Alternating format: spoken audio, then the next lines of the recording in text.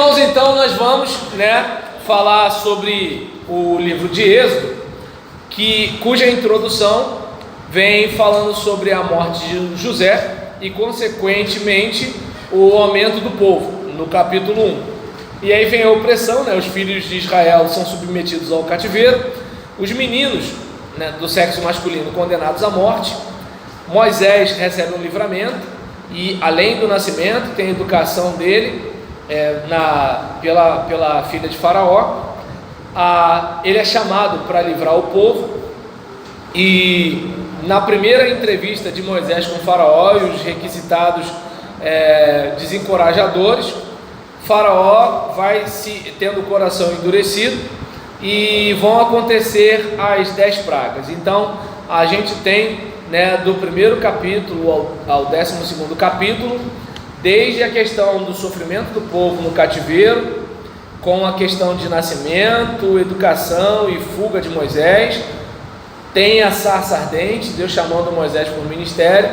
e tem a primeira ida de Moisés a Faraó para liberar o povo, com o Faraó endurecendo o coração, e vem as 10 pragas. Depois das 10 pragas, vem a marcha pelo deserto até o Sinai, com a orientação a respeito da Páscoa. Vem depois do livramento, da Páscoa, a marcha através do Mar Vermelho, depois chegam ao Sinai,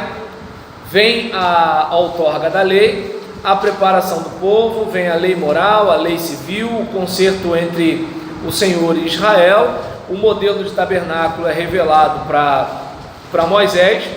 e a quebra do concerto e a renovação do concerto, a gente sabe de todos aqueles problemas relacionados ao povo,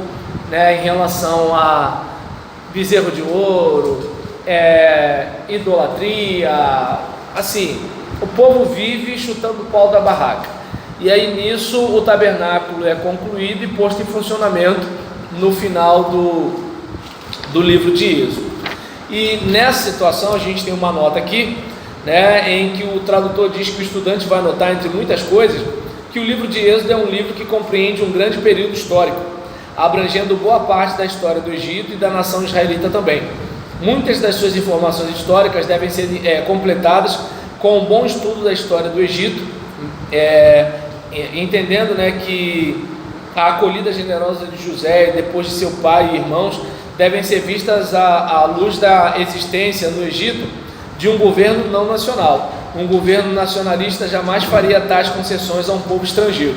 O cativeiro, como vimos na outra parte, só poderia ter resultado da expulsão do governo estrangeiro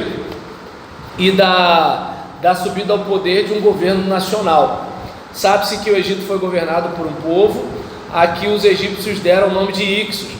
Estes Ixos bem podiam ser da mesma linhagem dos israelitas, isto é, semitas.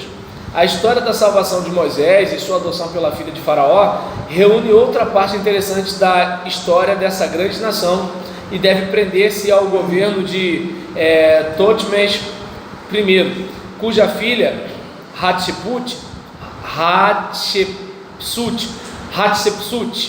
foi corregente com o pai. A fuga de Moisés para o deserto deve ser vista à luz do capítulo 11 de Hebreus,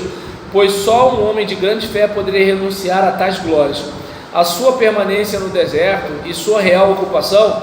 ainda são objeto de especulações, embora já se acredite que foi durante esses 40 anos que ele inventou o alfabeto. A sua descida ao Egito para tirar de lá o povo e os problemas que se criaram com esta retirada devem ser vistos à luz da grande necessidade que o governo tinha de mão de obra escrava para os grandes empreendimentos do dia. Não seria tanto um capricho do rei em manter um povo escravo, mas a necessidade deste povo para o serviço. O resto do livro deve ser visto à luz da nova situação criada com a revelação de Deus como Jeová, o Deus do concerto. É uma situação histórica inteiramente nova que requer um estudo muito apurado, especialmente a outorga da lei, com os seus eternos ensinos tirados da própria natureza divina e humana ou nelas calcados, e o restante do livro,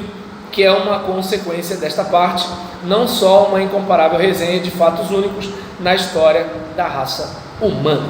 E aí no próximo vídeo a gente vai falar sobre Levítico.